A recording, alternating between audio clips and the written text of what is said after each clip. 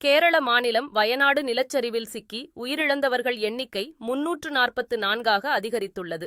கேரள மாநிலம் வயநாடு பகுதியில் கடந்த 30ஆம் தேதி அதிகாலை கடும் நிலச்சரிவு ஏற்பட்டது. இதன் காரணமாக முண்டக்கை, சூரல்மலை, அட்டமலை, நூல்புழா பகுதிகள் முழுமையாக மண்ணில் புதைந்தன. பாதிக்கப்பட்ட பகுதிகளில் நேற்று 4வது நாளாக மீட்பு பணி நடைபெற்றது. பாதிக்கப்பட்ட இடங்களில் தெர்மல் ஸ்கேனரை பயன்படுத்தி யாரேனும் உயிருடன் இருக்கிறார்களா என்றும் மீட்பு குழு தேடி வருகிறது. இதனிடையே வயநாடு நிலச்சரிவில் சிக்கி உயிரிழந்தவர்கள் எண்ணிக்கை 344ஆக உயர்ந்துள்ளது.